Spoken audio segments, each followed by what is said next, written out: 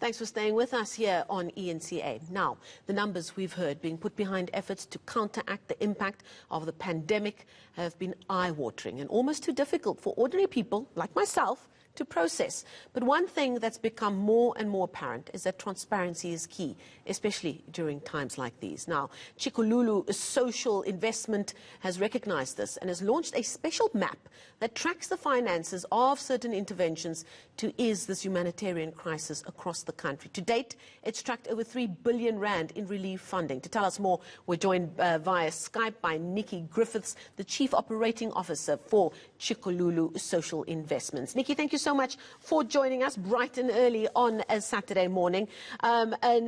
These numbers that we hear day in, day out, you just have to listen to any news bulletin or read any paper. There are enough notes on there to make your head hurt. Why did your organization feel that it was time to start tracking at least some of these numbers? Well, good morning, Marcel. Particularly we work with social investment funding, and as soon as the pandemic came and the lockdown, the immediate response of funders was to get money out to organizations as quickly as possible. And we realized that after a month or two that a lot of funding was going out, and South African funders, South African companies, South African individuals were all giving at this time. And we thought, well, let's see what people are doing, what companies are doing, and what organizations are doing. And so we set up the map, and we've been reaching out to funders throughout South Africa to provide us with data about what they're doing, where they're doing, and how much they're doing. And as you said, we've tracked just over 3 billion at this stage. And we're hoping to track more. Now, how difficult was it for your team to access those numbers and to gain the trust of these organizations to hand some would say sensitive information over? That's a good question. So we work with a number of corporates in South Africa, from Anglo to Discovery to First Rand, and they were really willing to share their numbers immediately and what they were doing. And then other funders we've only used data that we've received from funders, and that's been verified by people that are providing the funding. And I think everybody recognizes the value of transparency, and they want people to know that they're responding. And I think what's been really great is that people responded out of, just a sense of community and a sense of having to do something for South Africa. It's not a PR exercise. The funding is spent before it's even mapped. And I think that's what we've been overwhelmed with, is just what a vibrant and robust funding sector South Africa has. And we wanted to also capture the story of how South Africans responded during this time. And I'm just looking at that map on your website right now. It makes for very interesting reading. You can zoom in on the different provinces. What I was quite interested in seeing is the split in terms of how that money is being spent across provinces. For instance, Gauteng very much streaking ahead with the most amount of funding going to the economic hub here in South Africa, followed quite far behind by the Northern Cape and then the Northwest.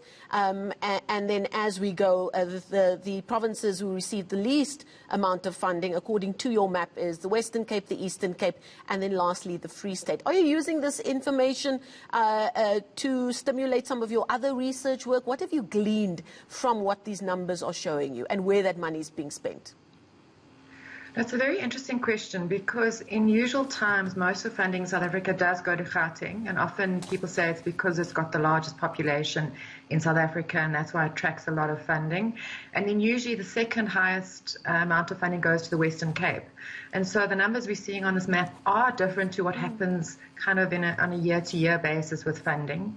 What's interesting in the Northern Cape is we have a strong presence of mines and community trusts and renewable energy companies.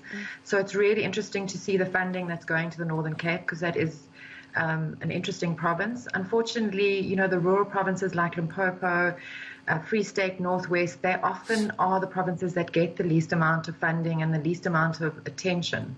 And so at this stage, we're still in a data collection phase. And, if anybody wants to give us their data of what they've done, it doesn't from the smallest amount to the largest amount, please get in touch. But at this stage, we're in a data collection stage. And then when we feel that we've got a more robust data set, we're going to see what the findings are. But it was quite interesting in the early days when we started collecting data, the Northern Cape was actually higher than Gauteng. But that has changed. And some would argue some of those poorer provinces are the ones that need it most. Some interesting reading on your map as well is that you've got a little block there that lists the investor, the intervention, as well as the money being spent, and it's big names in corporate South Africa, Anglo-American Foundation, Discovery Funds, Discovery Foundation, Engen, and the list just goes on. And we know as South Africans, we're going to look at that list and say, well, this is what we need. This is the transparency that we need. If we look at the other stories that we're hearing around corruption that's already taken place as a result